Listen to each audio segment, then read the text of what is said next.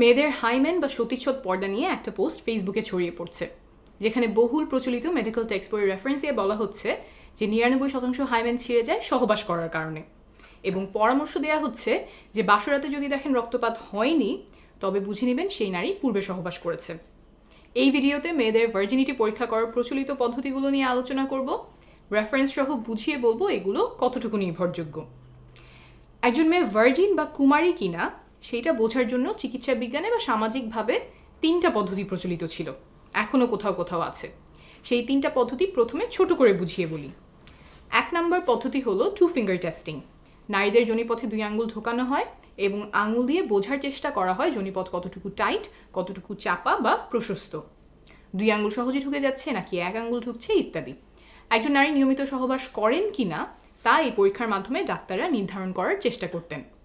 সাধারণত রেপ কেসে এই পরীক্ষাটা করা হতো, এখনও কিছু কিছু জায়গায় করা হয়। 2 নম্বর হলো হাইমেন ইন্সপেকশন। এই ক্ষেত্রে চোখ দিয়ে দেখা হয়, আগেরটার মতো আঙুল ঢোকানো হয় না। মেয়েদের যোনিপথের হাইমেন, অনেকে এটাকে সতীচ্ছদ পর্দা নামে চেনেন, সেইটা পরীক্ষা করা হয়। হাইমেনে কোনো ছেঁড়া আছে কিনা, থাকলে কোথায় ছেঁড়া, হাইমেনের আকার কেমন, মুখ কতটুকু বড়, এইসব দেখে বোঝার চেষ্টা করা হয় মেয়েটি আগে কখনো সহবাস করেছিল কিনা। 3 নম্বরটা হলো প্রথম সহবাসের রক্তপাত। অনেকের ধারণা যে নারী কুমারী হলে সহবাসে রক্তপাত হবে, সেজন্য বাসরাতে অনেকে সাদা চাদর বিছিয়ে দেন যাতে রক্তের দাগ ভালোভাবে বোঝা যায় বউ কুমারী কিনা সেই পরীক্ষাটা যাতে হয়ে যায়। এই যে 3টা পদ্ধতি বললাম, এগুলো কতটুকু নির্ভরযোগ্য? আসলে কি এগুলো ব্যবহার করে বোঝা যায় একজন নারী কুমারী কিনা? এই পরীক্ষাগুলো নিয়ে সর্বশেষ মেডিকেল সায়েন্স কী বলে তা এখন বুঝিয়ে বলবো। প্রথমেই আসি 3 নম্বর উপায়ে, প্রথম সহবাসে রক্তপাত। 100 জন নারীর উপরে করা একটা গবেষণায় দেখা গেছে যে 44 জনেরই প্রথম সহবাসে রক্তপাত হয়নি। সংখ্যাটা কিন্তু কম না, প্রায় অর্ধেকের কাছাকাছি নারী প্রথম সহবাসে রক্তপাত হয়নি। এমনকি কোনো ব্যথাও হয়নি 32 জনের। এমন আরও গবেষণা আছে যাতে দেখা গেছে প্রথম সহবাসে সবার রক্তপাত হয় না। রক্তপাত হওয়া এবং না হওয়া দুইটাই স্বাভাবিক।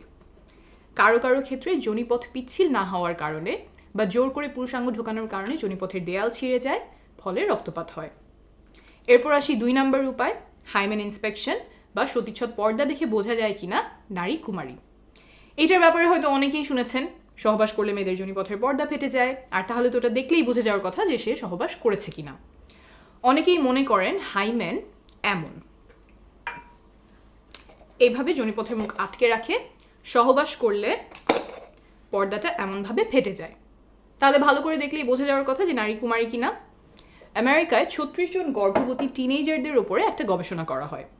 তাদের হাইমেন এবং গোপনাঙ্গ দেখে ডাক্তার নির্ণয় করার চেষ্টা করেন যে তারা পূর্বে সহবাস করেছে কিনা। 36 জনের মধ্যে মাত্র 2 জনের ক্ষেত্রে ডাক্তার বুঝতে পেরেছিলেন যে তারা আগে সহবাস করেছে, অথচ 36 জনই গর্ভবতী, অর্থাৎ বাকিরা সহবাস করেছিলেন কিন্তু তাদের হাইমেন দেখে বোঝা যায়নি। অনেকেই মনে করতে পারেন হাইমেন দেখে বোঝা না যাওয়ার কারণ কি? যদি এমন ছেঁড়া হয় তাহলে তো দেখেই বোঝা যাওয়ার কথা, কিন্তু আসলে হাইমেন এমন শক্ত কোনো পর্দা না।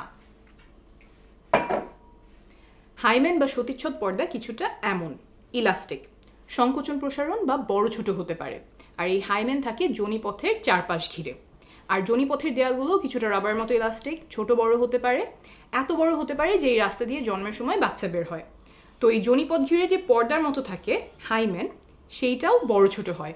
এই পর্দাটা অনেক রকম হতে পারে, এক একজনের এক এক দিকে খাঁজ থাকে, ভাঁজ থাকে, আর মেয়েদের জন্মের আগেই তার হাইমেনে ফুটো থাকে। বড় হলে সেই ফুটো দিয়ে মাসিকের সময় রক্ত বের হয়। এই ফুটোও অনেক ধরনের হতে পারে, বড় ছোট হতে পারে।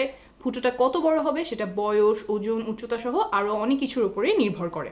আবার সহবাস ছাড়াও অনেক কারণে হাইমেনে টান পড়তে পারে বা এক অংশ চিড়ে যেতে পারে, যেমন খেলাধুলা, আঘাত পাওয়া, তারপর মাসিকের সময় ট্যাম্পন ব্যবহার করা ইত্যাদি।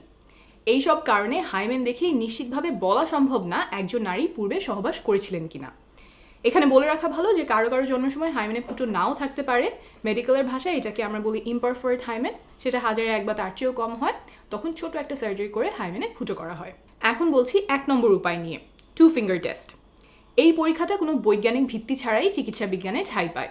উপমহাদেশের অনেকগুলো মেডিকেল টেক্সট বই এই পরীক্ষার কথা লেখা আছে, সেই সব পড়ে ডাক্তাররাও অনেকদিন এই পরীক্ষা করতেন।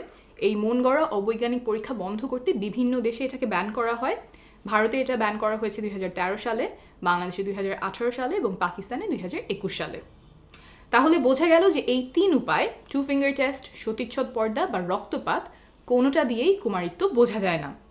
তাহলে আসলে কি কোনো নির্ভরযোগ্য বৈজ্ঞানিক উপায় আছে যার মাধ্যমে বোঝা যায় নারী আগে সহবাস করেছে কিনা? না, নাই। তারপরেও দুর্ভাগ্যজনকভাবে কিছু মেডিকেলের বইতে এখনও এসব পদ্ধতি লেখা হয়, মেডিকেলের ছাত্রদেরকে শেখানো হয় রেপ কেসে নারীদের পরীক্ষার অংশ হিসেবে। যেমন প্রফেসর রেড্ডির লেখা ফরেন্সিক মেডিসিনের বই, যেখান থেকে উদ্ধৃতি দিয়ে ভাইরাল ফেসবুক পোস্টে কুমারিত্ব নিয়ে অবৈজ্ঞানিক দাবি করা হয়েছে। এখন আপনি বলতেই পারেন যে মেডিকেলের টেক্সট বুক আমি ভুল বললেই তো হলো না, যিনি লিখেছেন তিনি তো একজন বিশেষজ্ঞ, আমার রেফারেন্স কি? বিশ্ব স্বাস্থ্য সংস্থা বা WHO, United Nations human rights, UN Women, এই সংস্থাগুলোর বিশেষজ্ঞ প্যানেল বলছেন যে প্রফেসর রেড্ডির লেখা ফরেন্সিক মেডিসিনের বই সহ আরও কিছু বই ভার্জিনিটি টেস্টিং নিয়ে অনির্ভরযোগ্য এবং অবৈজ্ঞানিক উপায় শেখান। তারা আহ্বান জানিয়েছেন যেন এইসব বইতে চিকিৎসা বিজ্ঞানের সর্বশেষ তথ্যগুলো তুলে ধরা হয়। আমি রেফারেন্স নিচে দিয়ে দিব। ভিডিওটি যারা দেখছেন তাদের কাছে অনুরোধ, হাইমেন বা সতীচ্ছদ পর্দা, ভার্জিনিটি টেস্টিং ইত্যাদি বিষয়ে কেউ ভুল তথ্য ছড়ালে সেখানে প্রমাণ তুলে ধরে ভুল ধারণাগুলো দূর করার চেষ্টা করবেন। আপনার এই প্রচেষ্টায় হয়তো কারো জীবনে অনেক বড় উপকার হবে। ভালো থাকবেন।